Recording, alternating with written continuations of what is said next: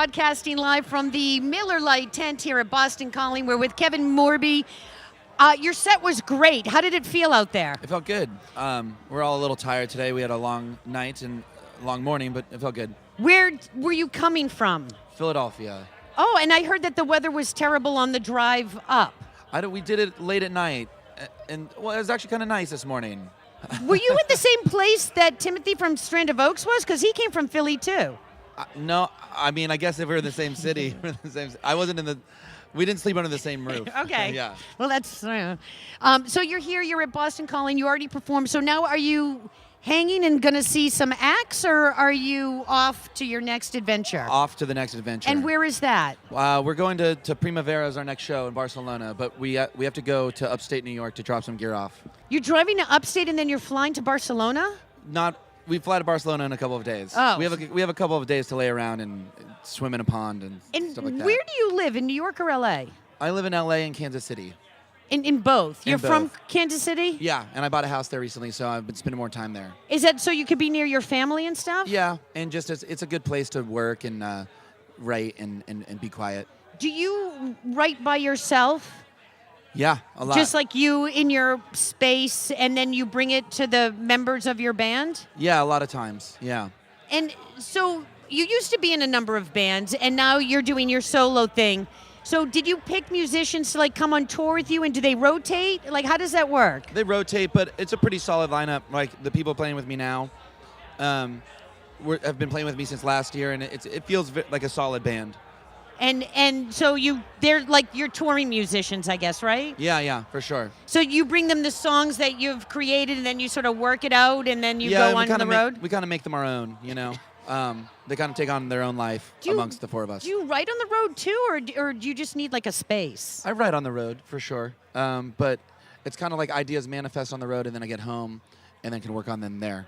Do you take like little notes and stuff? Or? Yeah, for sure. And just like keep like a little diary or something? Yeah, and that's what tour is really good for. It's because it kind of, when you're on tour, it kind of opens you up to the universe in this way that's, you know, unlike anything else. And you get all these little seeds, and then you go home and you try and grow them. Yeah, exactly. You know, see what grows.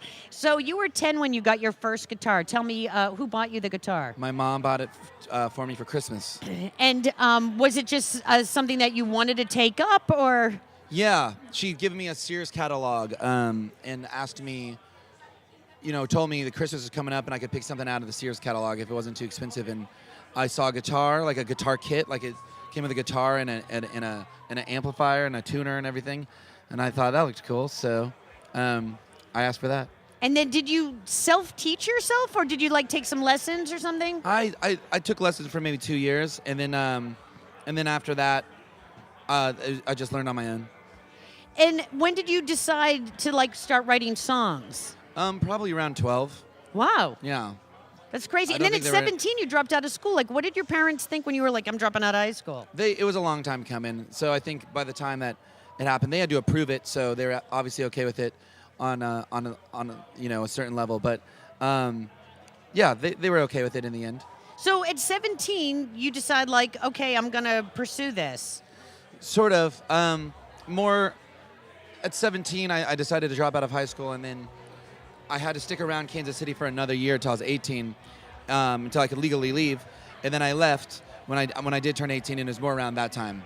Wow. Yeah. Do you feel like you grew up a ton between like 17 and 19? Like that huge life freak out of moving from your comfort zone to like a big city? Absolutely, for sure. And where did you live when you went to New York? I lived with some friends. A couple different friends. Things just worked differently back then.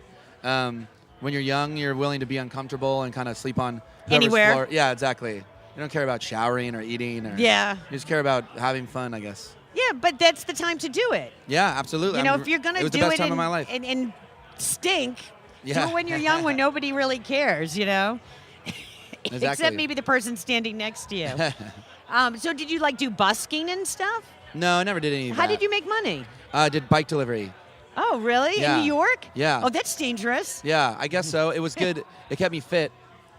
Get you fit and watch out for vehicles going everywhere. They drive like insane people out. Yeah, for sure. But you kind of become one of those people, you know? once you're plugged in the ecosystem of New York, you become one of the crazy people. That I guess you would learn the lay of the land too. Yeah, it's a really good way to learn the city. And do you do anything before a gig that's sort of like a superstitious thing, or do you eat something special, or? I usually have 2 beers and I have like 2 cough drops. 2 beers and 2 cough drops? Yeah. What kind of cough drops? Olbas. You get them at Whole Foods. They're all natural. They're very good. And what does that do? Like coat your throat? Just coats my throat. Yeah.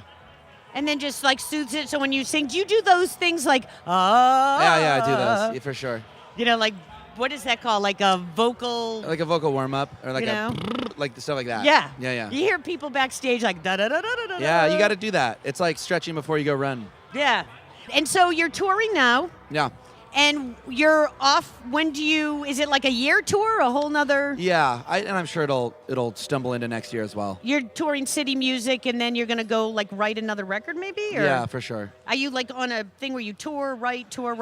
Kind of. I've started already recording more music, so who knows what that'll be. We'll see. We'll see. And maybe you'll be back here and we'll be having the same conversation next year. Perhaps. I would love that. Yeah. Kevin Morby, thank you very much. We are live from the Miller Lite tent at Boston Calling. Thanks for having me.